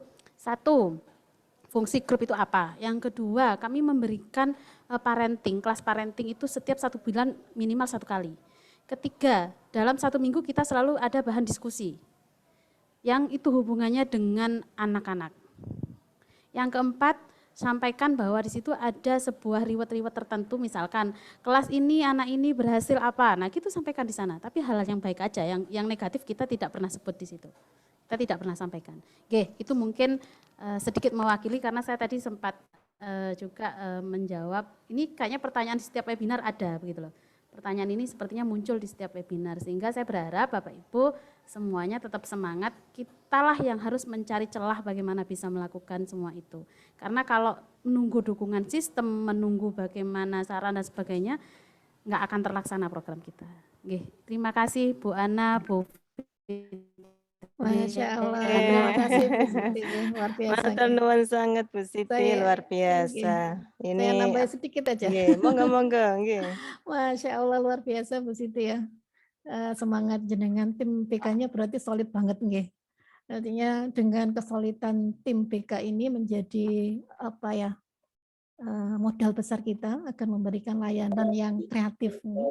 Jadi Ibu ya, kondisi misalkan kondisi yang di sekolah yang tidak bisa tatap muka karena berbagai macam alasan ya, mungkin dari kurikulum yang tidak bisa memberikan jam atau mungkin yang lain.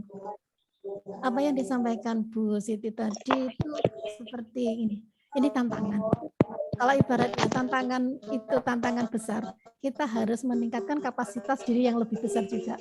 Ibaratnya kalau tantangan itu beratnya itu 1 kilogram ya, kita harus memiliki kapasitas 10 kilogram agar tantangan itu bisa dihadapi.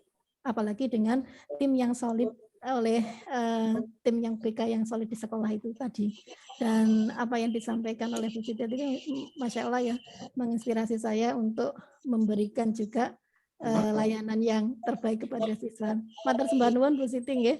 Mungkin apa yang disampaikan Bu Siti tadi bisa menjawab apa yang ditanyakan oleh Bu Yayu nggih. Terima Iya. kasih. Nggih. Nggih. Itu tadi pertanyaan Bu Mia nggih. Mudah-mudahan beliaunya sangat puas begitu. Nggih. Selanjutnya ini Bu Yayu nggih.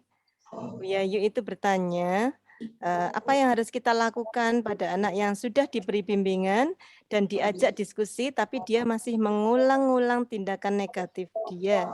Misalkan berkata kasar, lari-lari saat belajar begitu. Nggih, ini tadi ditanyakan oleh Bu Yayu nggih. Terima kasih Bu Yayu Nggih. atas pertanyaannya. Jadi gini Bapak Ibu, kita ya, maunya gitu ya, maunya ketika melakukan layanan ya, membantu anak untuk keluar dari masalahnya itu kan bisa langsung selesai. Nggih, mboten.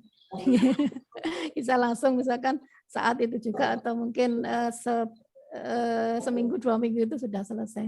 Tetapi ternyata Ibu Bapak ya, maunya kita itu tidak sesuai dengan kenyataan. Artinya bisa jadi prosesnya ketika pas melakukan bantuan itu atau mungkin dengan berbagai macam layanan yang kita sudah rencanakan kepada si anak ini, itu bisa jadi harus kita kita berkaca, introspeksi gitu. Kira-kira apa yang kurang gitu. Kira-kira kita kayaknya sudah melakukan semua apa yang bisa kita lakukan itu sudah maksimal gitu. Tetapi ternyata kok ya panggah seperti itu nggih. Ibu Bapak ingat nggih, ini untuk menyemangati saya juga nggih. Setelah kita maksimal, kemudian anak sudah seperti itu, ya sudah diselehne mawon. Isinya selehne itu bukan artinya dijarne mboten nggih. Artinya kita benar-benar minta pada Allah agar si anak ini, kita yakin bahwa anak ini memiliki hati ya. Hati itu kan milik Allah. Kita doakan khusus anak ini untuk menerima apa yang kita inginkan. Jangan lupa juga Ibu Bapak nggih, mungkin yang bisa jenengan lakukan adalah coba komunikasi dengan Bapak Ibunya. Mungkin ada suatu peristiwa bisa jadi di belakang maksudnya selama ini yang belum terdeteksi. Kenapa anak ini seperti ini? Kenapa kita harus mencari data-data yang akurat ya terkait dengan anak ini, yang itu akan membuat kita ketika data kita itu bisa lengkap, paling tidak kita bisa melakukan upaya lagi apa yang bisa kita lakukan untuk membantu anak ini. Jadi bisa jadi Bapak Ibu, saya punya pengalaman juga nggih. Artinya saya sudah melakukan upaya mendekati kepada anak ini ya, konseli ini si A misalkan, sudah saya dekati, kemudian saya motivasi, kemudian sudah komunikasi dengan orang tua juga gitu. Kadang-kadang kita aduh gitu kan. Tetapi ternyata Bapak Ibu ya, apa yang kita sebenarnya kasihkan karena kita memberikannya dengan cinta, saya yakin ya, itu akan diterima dengan cinta dan hasilnya tidak kita lihat pada saat itu. Nah, ketika anak ini sudah lulus gitu ya, itu bilang kemarin barusan saya itu di chat sama anak. Bunda, terima kasih ya apa yang jenengan lakukan kepada saya, gitu Ibu. Padahal apa ya intinya saya merasa bukan gagal mboten ya. Saya belum bisa melihat perubahan yang signifikan terhadap anak ini. Ternyata ya seperti yang saya katakan tadi perubahannya itu ketika dia sudah lulus gitu. Dia sudah lulus. Jadi kita tidak bisa saya ya terutama untuk menyemangati saya ketika menghadapi anak-anak seperti ini. Itu yang penting do my best gitu ya. Yang penting melakukan apa yang terbaik saya lakukan dengan melibatkan Allah, dalam membantu anak ini. Saya yakin nanti ketika dia keluar, dan ini seringkali terjadi ya, ketika dia keluar, anak-anak sepanjang ini ternyata anak-anak yang tetap ingat dengan kita Ibu ya. Ketika ini di chat, Bu, saya sekarang di sini, kemudian Bu, saya tanya, gimana saiki wis meneh gitu ya. Saya tanya seperti itu. Alhamdulillah Bun, daripada di MTS ya kurang lebih seperti itulah. Jadi jangan berharap bahwa apa yang kita lakukan sekarang itu langsung kelihatan kepada mereka. Jadi seperti itu mungkin yang bisa saya sampaikan. Terima kasih Bu Fitri. Ini ada yang mengatakan ini rupanya ada tanggapan dari pertanyaan yang tadi Bu. Dari Bu Kanti. Wahyu Ningtyas. Bertanya bagaimana jika respon peserta didik malah tidak welcome dengan tatap muka terbatas katanya gitu. Memang bisa jadi Ibu karena kita sudah lama banget ya.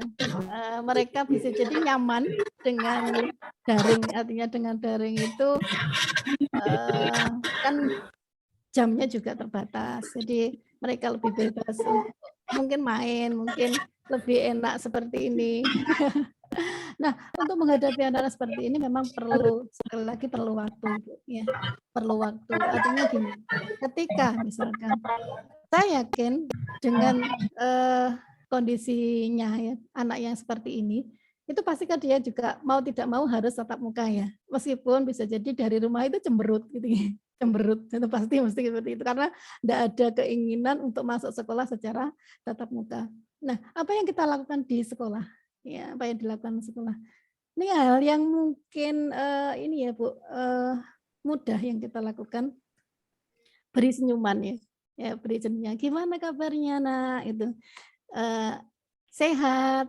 Kemudian dengan ketika memberikan senyuman ya, senyuman. Saya yakin senyum yang dari hati itu nyampainya dari ke hati. Nah, setelah itu apa yang kita lakukan pada proses tatap muka, pembelajaran tatap muka atau layanan tatap muka di kelas kita itu, jenengan harus menjadi guru yang wow bagi dia, gitu ya.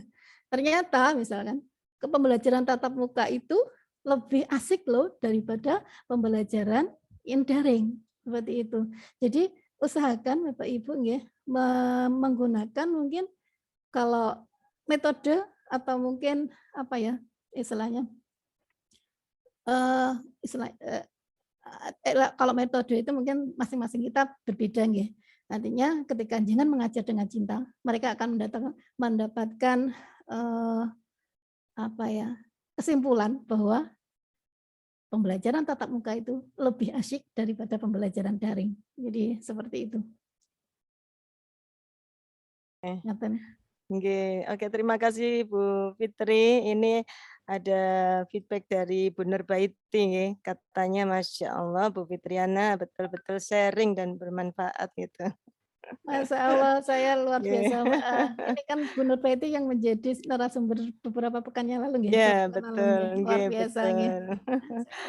Nah, ini Bu Zulaikha juga mengatakan betul Bu, sekarang peserta didik tidak antusias untuk pembelajaran tatap muka. Besar kemungkinan mereka sudah terbiasa dengan keadaan meski daring, tapi memberikan waktu bebas untuk mereka, katanya begitu. Nah, Kemudian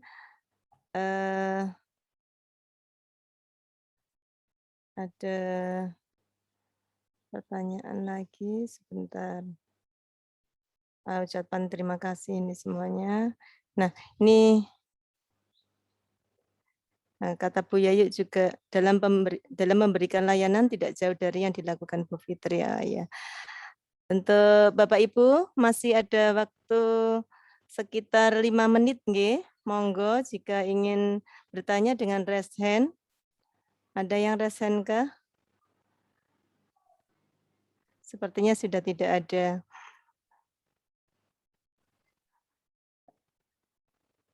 Oke. Bu Fitri, ternyata Bapak Ibu sudah sangat-sangat puas ini Bu Fitri, sehingga di chat sudah rupanya tidak ada yang bertanya kembali, dan di resen pun juga tidak ada. Untuk itu Bu Ana, Bu Fatima kayaknya raise hand itu. Bu Fatima, oh nggih, monggo Bu Fatima. Monggo Bu Assalamualaikum, Fatima. Bu Fatima. Nggih. Belum Unmute nyala. dulu Bu Fat. Nggih. Silakan. Assalamualaikum Bu Fitri. Waalaikumsalam warahmatullahi wabarakatuh. Iya, dari tadi saya menyimak apa yang disampaikan oleh Bu Fitri. Alhamdulillah bisa ketemu lagi ya Bu ya. Ya, Ini Bu, kebetulan hari ini kan beberapa hari ini kan saya menerima ini ada konseli.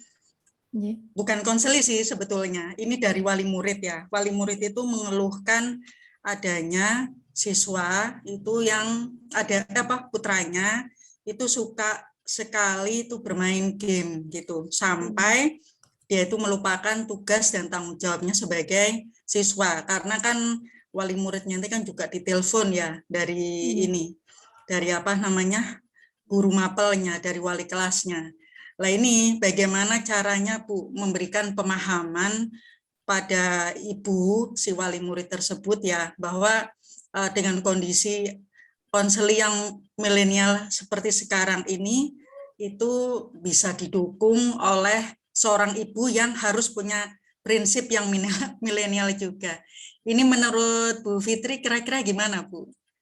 Ya, terima kasih ya Bu Fitri ya. Ya Bu Fatimah, untuk game ini anak ini berapa durasinya Bu, mungkin dengan perso dalam satu hari mungkin? Gimana Bu Fitri? Durasi ngegame-nya itu nih, anak putranipun ibu yang bertanya tadi loh, wali muridnya itu. Maksudnya beliau kan punya anak, punya anak yang suka ngegame, ya.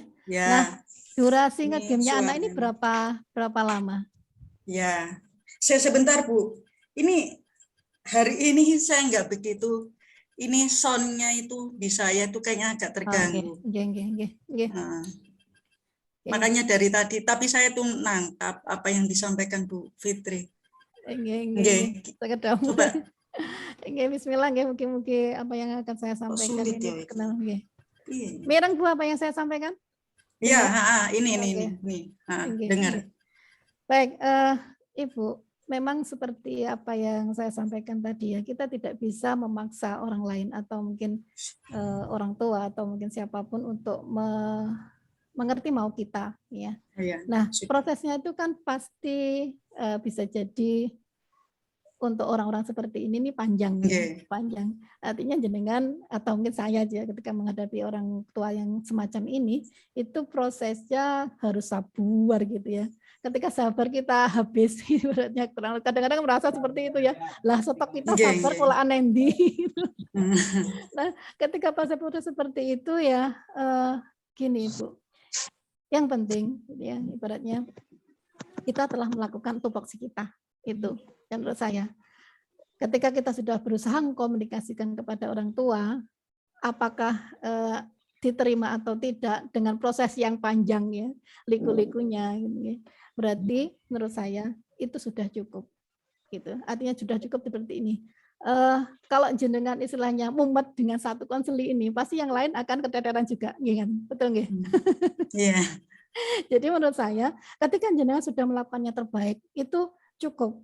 Cukup di situ, tinggal jenengan minta. Kalau menurut saya ya Ibu, saya minta kepada Allah agar dibukakan hatinya gitu aja. Sambil tetap komunikasi tetap harus jalan baik dengan orang tua itu.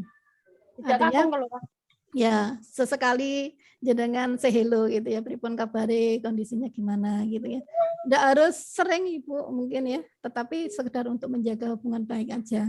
Kalaupun misalkan seperti tadi yang saya katakan ya, anak itu ya seorang anak untuk mengentaskan dia ketika punya masalah itu tidak bisa instan. Bisa jadi masalahnya itu dia bisa keluar dari masalah itu nanti setelah dia keluar dari MTS atau SMA kita atau sekolah kita. Jadi seperti itu. Kelihatan Bu, mungkin sedikit. Iya, iya.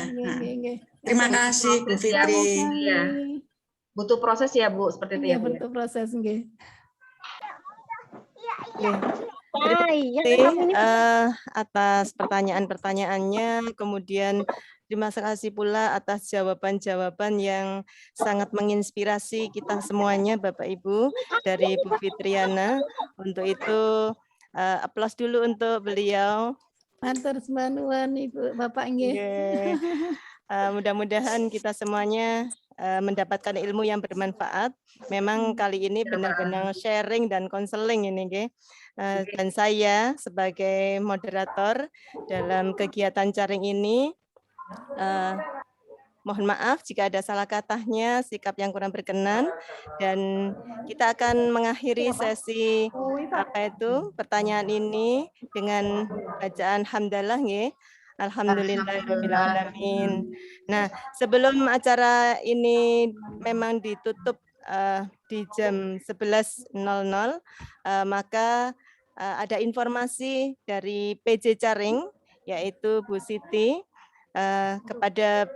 Kepada beliau kami silahkan, dan saya sebagai moderator undur diri.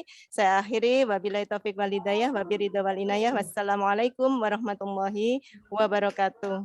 Waalaikumsalam warahmatullahi wabarakatuh. Terima kasih Ibu Fitriana. Sami-sami. Terima kasih kepada Ibu Moderator, juga khususnya kepada Ibu narasumber Ibu Fitriana dari Tulungagung, luar biasa, subhanallah. Matur nuwun Ibu, dan mudah-mudahan masih berkenan kembali suatu saat berbagi, dan mudah-mudahan dalam momen yang bisa langsung tatap muka dengan semua Bapak Ibu guru BK se-Indonesia. Assalamualaikum warahmatullahi wabarakatuh. Waalaikumsalam warahmatullahi wabarakatuh. Bapak Ibu, sebelumnya saya mohon waktu sebentar. Ada beberapa info yang ingin saya sampaikan terkait dengan kegiatan jaring hari ini. Bahwasanya kegiatan jaring BK yang awalnya dilaksanakan setiap hari Senin dan Rabu, insya Allah mulai minggu besok akan dilaksanakan dalam satu minggu satu kali, yaitu Rabu.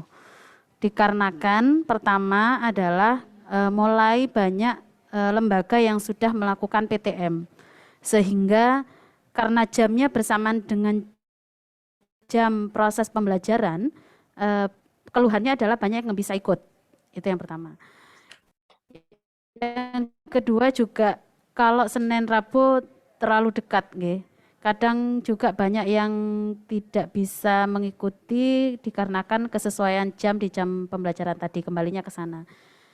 Dan insya Allah di bulan Oktober saya sudah mengajukan ke pusat, panitia pusat, bahwasanya jaring BK insya Allah akan pindah jam tayang di jam 1 sampai jam 3, ya, atau jam 2 atau jam 3, intinya di jam 1 kita mulai. Dan dalam 1 bulan kami agendakan 1 kali, dengan harapan begini. Berikutnya materi yang akan disampaikan adalah materi series, ya, materi berkelanjutan. Misal sekarang runtut berbicara tentang bagaimana sih asesmen mulai dari asesmen anak, baik itu jenjang MI, MTS, MA. Nah, pemateri akan menjelaskan. Nanti misalkan belum selesai ada penugasan, dilanjut bulan berikutnya. Seperti itu. Selesai itu kemudian setelah asesmen apa? Penyusunan program sampai Bapak Ibu benar-benar mampu menyusun program. Syukur-syukur misalkan dalam waktu 1 minggu sudah banyak yang menyusun selesai, itu alhamdulillah. Itu harapan kami. Sehingga model Caring ini fungsinya adalah seperti MGBK tapi yang nasional. Namun sebelumnya saya perlu sampaikan Bapak Ibu punten, saya bukan ketua nasional, bukan. Saya hanya penanggung jawab kegiatan Caring BK yang ditunjuk untuk mengkoordinir kegiatan ini dan memfungsikan akun room yang sudah difasilitasi oleh akun BK, oleh GTK. Seperti itu. Kedepannya kami akan mencoba untuk menginisiasi dengan beberapa tim dari Sabang sampai Merauke, insya Allah akan kami libatkan secara perwakilan dulu untuk menentukan tim formatur dan siapa yang akan dipilih menjadi ketua forum nasional. Sangat terbuka luas kepada siapapun panjenengan guru BK. Saya katakan sekali lagi, sangat terbuka luas kepada siapapun panjenengan guru BK untuk mengikuti ataupun mengusulkan dirinya boleh. Sehingga kami nanti se-Indonesia yang akan milih siapa yang bisa atau dipilih untuk bertanggung jawab atas hal ini. Niku nggih yang perlu saya sampaikan. Saya ucapkan sekali lagi terima kasih matur nuwun baik yang dari BK maupun non BK, Bapak Ibu guru semuanya atas supportnya, atas kehadirannya selama ini membersamai kami di Caring BK.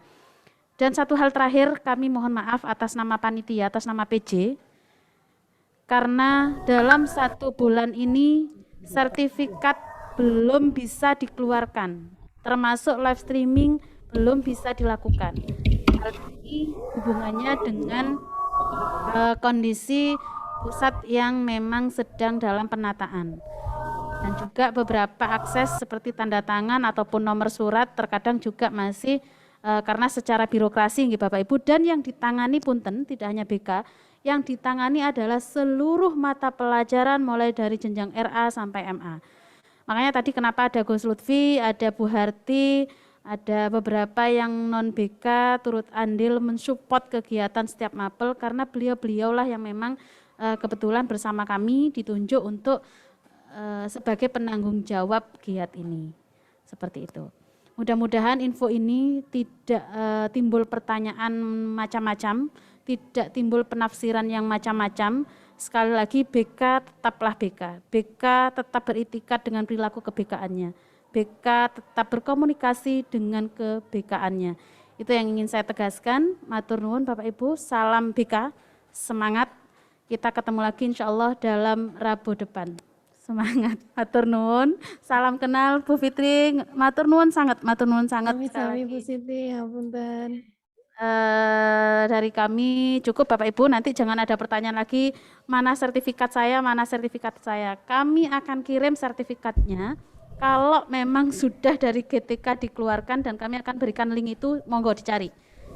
Itu sudah janji, insya Allah jangan janji ya, saya kok khawatir, saya juga manusia biasa, ini nggak ono sesuk gitu ya. Jadi saya insya Allah upayakan yang terbaik buat panjenengan semua, manfaatkan betul kegiatan ini secara bersama-sama. Yang dari luar Jawa saya berharap bisa segera bergabung merapatkan diri, supaya harapan dari direktur adalah giat ini dikenal, dilaksanakan dari Sabang sampai Merauke. Mohon maaf kalau dalam bulan ini masih banyak dari Jawa Timur, tetapi saya yakin akan kedepannya akan kami tata, seluruh provinsi akan terlibat berbagi di forum ini. Amin. Oke, terima kasih. Mohon maaf jika banyak salah kata, mohon maaf jika panjenengan selalu mungkin melihat flyer saya yang mungkin sudah bosen, ngapunten Bapak Ibu, itu biasa. Wong pertama itu mesti biasa ditunjuk DCI, kongkon DCI gitu ya. Tapi ngapunten itu bukan berarti saya yang lebih tahu, mboten. Saya yakin panjenengan di sana adalah orang-orang hebat yang harusnya sudah saatnya menunjukkan diri. Ngoten nggih. Semangat berbagi. Punten, assalamualaikum warahmatullahi wabarakatuh. Waalaikumsalam warahmatullahi wabarakatuh. Monggo difoto dulu, kemudian pasang wajah yang manis, ceria gitu. Ini Bu Ana jadi hostnya nggih, monggo Bu Ana. Oh saya sendiri ya? Karena Pak Anu terlempar. Audi. Ya. Oh gitu. Syarif. Oke. Bu Harti boleh deh membantu juga nanti Bu Harti. Nah, Ya. ini lembar Apakan, kedua. Bu? Foto. Foto-foto berarti. Monggo. Lembar kedua. Nah, lembar ketiga nggih. Senyum. Nggih, senyum manis. Oke. Nah, ini on kamera semua ini luar biasa. Terima kasih nggih. Itu karena yang hadir ibu-ibu. Udah layar keberapa nih? Senyum. Ini layar kelima ini nggih. Ada penunik ayatul. Ini layar keberapa? Kok jempolnya dipasang terus ya? Pokoknya terus lanjut nggih. Nah, Saya layar luar keberapa biasa. ini ya? Iya, sudah ini pokoknya lanjut Ibu. Oke. Ini sekarang ada Bu Susan, layarnya Bu Susan dan kawan-kawan ini. Bu Marfuah ada di layar pertama sampai layar kelima. Alhamdulillah. Di layarnya Bu Fat ini ya. Sekarang ini layarnya Bu Yayu dan kawan-kawan. Sudah nggih? Sudah Bu Ana? Masih belum. Belum. Nggih. Ini layarnya ada bapak-bapak sekarang ini. Pak Arzak ya. Nah, ini baru satu yang ketemu laki-laki nih. Oke. Kalau yang Corel kan jumlah Sekarang layarnya Bu Helen dan kawan-kawan.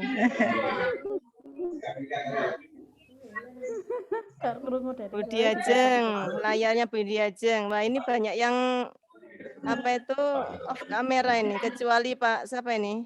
Bapak laki-laki Pak Lukman. Luar biasa. Wah, ini terakhir ini off semua ini.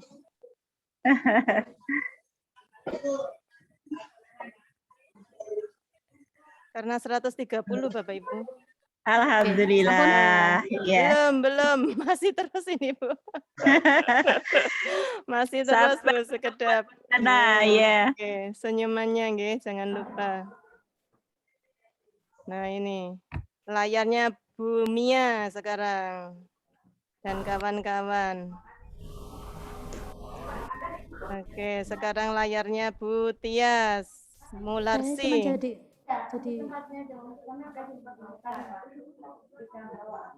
Lanjut sebentar. Nah, ini layarnya off semua ini. Nah, ini layar terakhir ini, layar terakhir. Lailatul. Oke. Oke. Sampun Bapak Ibu semuanya sudah terekam. Terima kasih atas kehadirannya, luar biasa. Mudah-mudahan semua. Bu Fitri, terima kasih. Terima kasih Bu Fitri. Semangat ya. Bu Ana. Terima kasih Bu Waro. Terima kasih Semua Bu Ana. Bu Fitri. Memfasilitasi Bu Ana. sami-sami. Bu Ana minta Bu tolong Fat. hostnya dipindahkan ke Pak Hudi nggih, karena Pak Hudi biar rekam recordingnya tersimpan. Pak Hudi jadikan host dulu, pindah host. Pak Hudi masih di tempat nggak? Aman nggak ya? Oh, Pak Hudi terlempar lagi buat Saya record nggih. Ya, tutup aja, Saya tutup. hentikan nggih.